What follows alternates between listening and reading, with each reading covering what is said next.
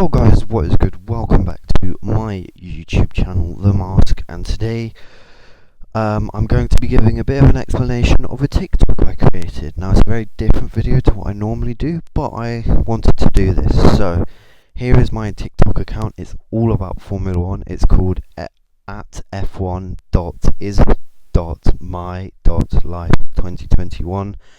So if you want to go follow it, I'll put a link to it in the description.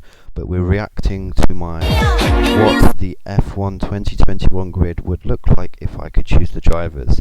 Now remember, this means I can pull in drivers who are not even in Formula 1. So for example, Stoffel van Dorn I've put in there, Nico Hulkenberg I've put in there, Kevin Magnussen, who was kicked out of Haas in 2020, is in there. So I've got a mixture in there, and I've kicked some people out. So the people I've kicked out are Stroll. I think Stroll's the only one I've kicked out, but yeah. Let's go ahead and react to it. I just want to give an explanation as to why I've done each thing. Obviously, Merc, Lewis, there's no question. He deserves that seat, and he's at least got one more championship in him. He'll get 8.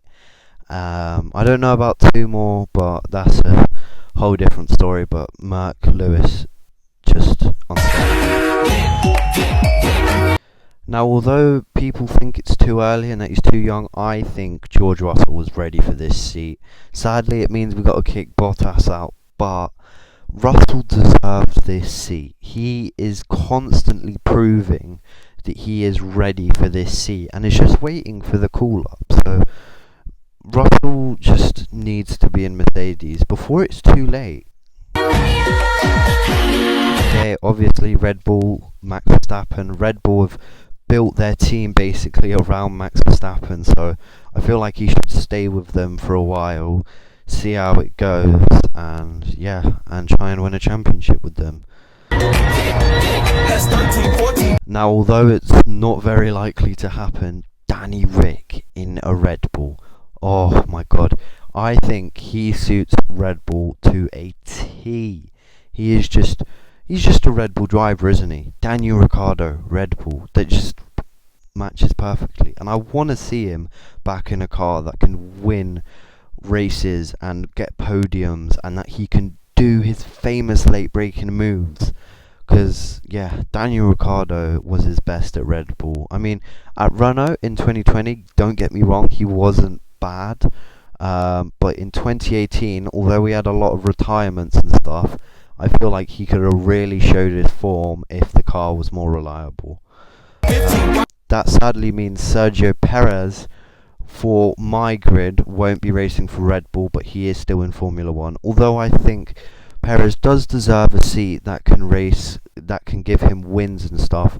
Danny Rick just deserves this, man. 32, 33, 34, obviously, Charles Leclerc, Ferrari. I think he's going to stay at Ferrari for a long time to come. And although Ferrari took a step back in 2020, I feel like in 2021 and 2022, they're going to come on strong. So, yeah.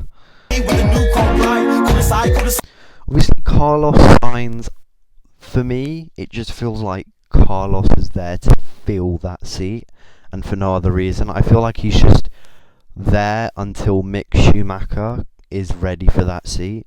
But he does deserve the seat, Carlos Sainz, because he is an impeccable driver and is constantly proving it. But yeah, that's my thoughts. Obviously, Esteban Ocon, Renault, I feel like he needs to build himself more, and Renault's a good team to do that with. Obviously, it's going to be Alpine, but I've just put Renault because, yeah. Now, although Fernando Alonso should be in this seat, I feel like Fernando Alonso should have just left his career in the bin in 2018, because, well, not in the bin, that makes it sound harsh, but I feel like he should have just left his career there, because although I love Fernando, and he is one of my favourite drivers, he's going to ruin his career by coming back, but he could prove me wrong. But Nico Hulkenberg just deserves a Formula 1 seat. He's such a legend, and he needs to get that podium because it's annoying. Obviously, Lando Norris, McLaren. McLaren. He's still young, needs time to build, and again, McLaren's a good team to build with, and they're making good steps forward. So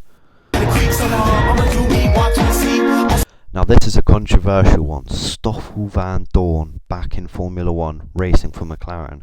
Now although his first stint with McLaren wasn't exactly that good and he didn't really perform, I feel like in the 2 years he's been off, he's really transformed and showed his worth. Like, he's been racing in Formula E for Mercedes and he's really shown what he's about. Like, he's won multiple Grand Prix, podiums there. I'm not sure about championships because I don't really watch Formula E, but I feel like he deserves a second chance because he is genuinely a good driver. Now obviously Pierre Gasly, AlphaTauri, one of the top 5 drivers in my opinion of 2020. I don't see him making a Red Bull move anytime soon, so I feel like he's just going to carry the AlphaTauri outfit for a couple more years to come. Obviously Yuki Tsunoda, one of the most exciting talents coming into Formula 1. I feel like if he can prove his worth this year, a Red Bull seat could be in his sights, but we'll see. Obviously Sebastian Vettel, Aston Martin. I feel like this is a good move for Vettel because he needs a change. He's been with Ferrari for 7 years and he just needs to change, and I feel like him moving to Aston Martin will be a good change for him. So yeah, we'll see how that goes, but I feel like it's good for him. And I've kicked out Lance Stroll and I've put Sergio Perez there. Sergio Perez deserves to be in a top team, and I feel like Aston Martin could join that in 2021 because Racing Point, as they were called, in 2020 really made a step forward, and I feel like they'll carry that into 2021. Now Antonio Giovinazzi, Alfa Romeo, I feel like he's still got more to prove.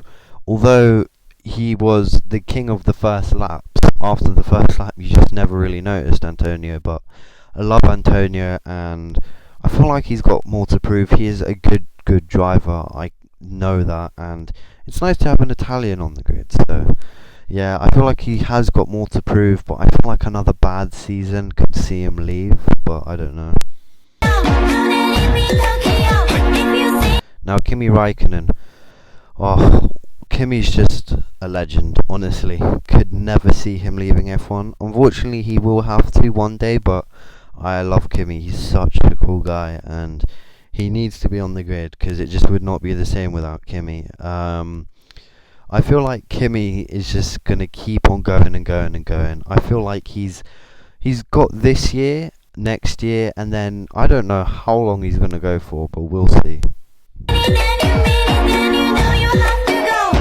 Now Nicholas Latifi, I was debating whether to even put him here, but I've decided to give him another shot because I feel like in 2020, under all the circumstances we were in, it was a bit of a tough year for a rookie to come in and perform at their best with limited training and all of that. So I feel like he did his best, but he needs to do better than that because he just was nowhere near to George Russell, which proves why George Russell's so good. Now, although I've kicked Valtteri out of the Mercedes seat, that doesn't mean I want to see him out of Formula 1. Valtteri deserves to be in Formula 1. He does. He's a great driver. But George Russell just edges him out in my opinion.